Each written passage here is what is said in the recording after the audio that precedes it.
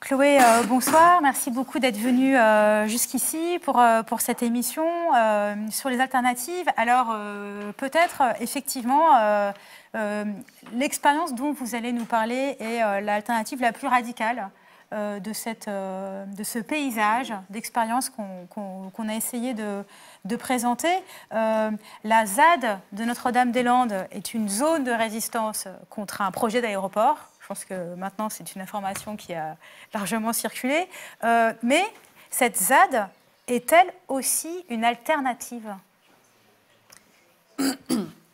Alors du coup, je pense que pour situer un peu l'espace géographique dans lequel on se situe, donc c'est un espace quand même assez grand, qui fait à peu près 7 km sur 2. Donc pour vous donner une idée de tout ce qui peut s'y construire, c'est important de se représenter ça.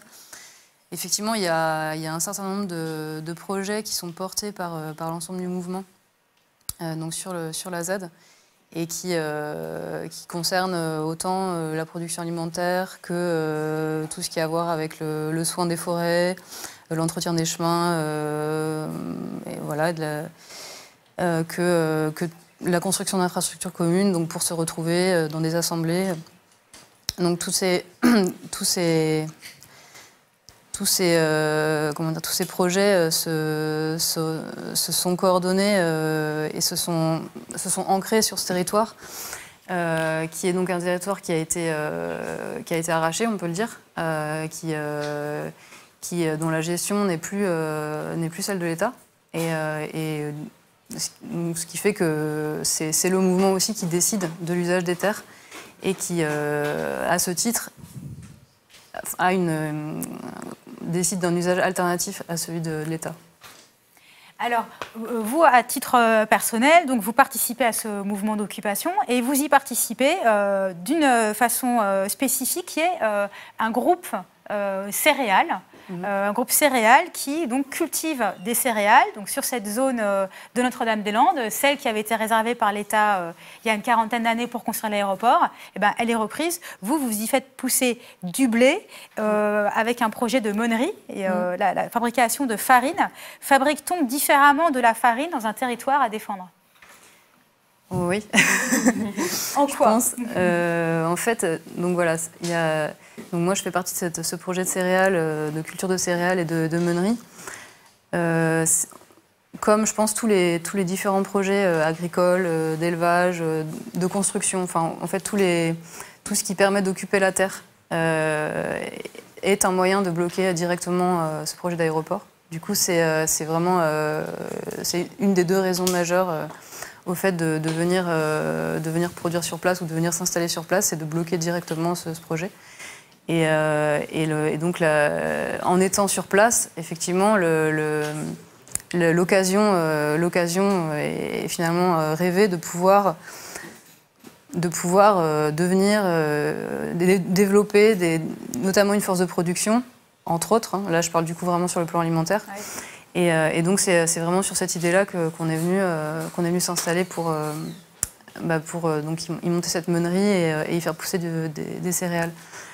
Et effectivement, c'est une occasion ouais, vraiment intéressante parce que finalement, on réfléchit autant à la façon dont on cultive, à la façon dont toutes ces expériences peuvent... Comment vous vous organisez, par exemple, pour faire pousser ces céréales? Parce que ce n'est pas une terre céréalière, il faut bien le dire, à l'origine, la ZAD. C'est quand même très humide. Au départ, c'est plutôt une terre d'élevage, qui fait pousser également des céréales, mais plutôt donc, pour les bêtes. Donc là, nous, on y met du blé panifiable et qui, en tout cas, permet d'alimenter les boulangeries de la ZAD. Donc ça, c'est un premier objectif, on va dire, dans ce qu'on fait. Ensuite, c'est pas le seul. Je pense que une des raisons pour lesquelles on veut faire pousser ces céréales, c'est aussi, et je pense, en ce qui concerne toute la production alimentaire de la ZAD, c'est d'être un axe d'échange en fait avec l'extérieur. Et donc pour éviter le repli sur soi, parce que c'est vraiment très important, notamment dans cette lutte, c'est que ça soit... C'est un axe de circulation, quoi. Donc autant pour les gens des comités de soutien qui viennent régulièrement nous donner des coups de main sur des chantiers agricoles, sur des choses comme ça, C'est aussi la possibilité pour des gens des villages alentours de venir chercher leur pain. Voilà, où c'est aussi, je pense, des façons de s'impliquer pour des gens qui sont issus d'autres, pour le coup, des milieux alternatifs. Et donc qui viennent soutenir des projets qui se montent sur la ZAD en les aidant directement. Donc par exemple, dans notre cas, on a pu monter cette meunerie parce qu'on a été aussi soutenus par des paysans boulangers qui nous ont donné des semences ou avec qui on les a échangées au départ et qui ont permis à ce que notre projet se lance aussi. Et voilà, et donc ça permet toutes sortes de rencontres. Et c'est ce qui fait, c'est ce qui fait vraiment l'intérêt. Je pense qu'aussi une dimension vraiment essentielle dans ce qu'on produit, dans ce qu'on fait, c'est la question de la distribution. Sur place, en fait, c'est distribué toutes les semaines dans ce qu'on appelle le non-marché, donc voilà, un endroit où il y a des légumes, du pain, des produits laitiers qui sont transformés sur place avec des groupes autour de l'élevage. Donc tout est à prix libre. À prix libre, expliquer peut-être. À prix libre, ça veut dire qu'on donne ce qu'on veut, ce qu'on peut, et il n'y a pas de contrôle, quoi. Ensuite, du coup, ça peut être soit un prix de soutien, une manière pour quelqu'un de venir occasionnellement sur la ZAD et du coup de soutenir la lutte de cette façon-là. Donc finalement, ce qu'on donne n'a pas forcément à voir avec le produit en question qu'on prend. Et ça peut être aussi ne pas donner d'argent parce qu'on n'en a pas, et c'est pas un problème. C'est quelque chose qui circule comme ça, et voilà. Donc voilà, ça c'est... et donc, en tout cas, ça c'est pour ce qui se passe sur place. Ensuite, être une force de production, c'est aussi pouvoir faire en sorte d'alimenter d'autres luttes, d'autres endroits qui auraient besoin de nourriture parce que, je sais pas, une occupation quelque part. En tout cas, c'est de venir en renfort à certains endroits aussi en lutte. C'est aussi toutes les semaines des produits, donc du pain, des légumes, des produits laitiers qui sont donnés dans des squats de migrants à Nantes. Et donc voilà, c'est aussi une manière de créer des échanges avec des migrants qui peuvent aussi venir évidemment sur la ZAD. Donc voilà, c'est vraiment important cette dimension d'échange. Et il y a vraiment aussi des comités de soutien qui se sont concrètement impliqués et qui sont venus aussi notamment cultiver des céréales avec nous et qui rapportent aussi de la farine du coup chez eux. Et voilà.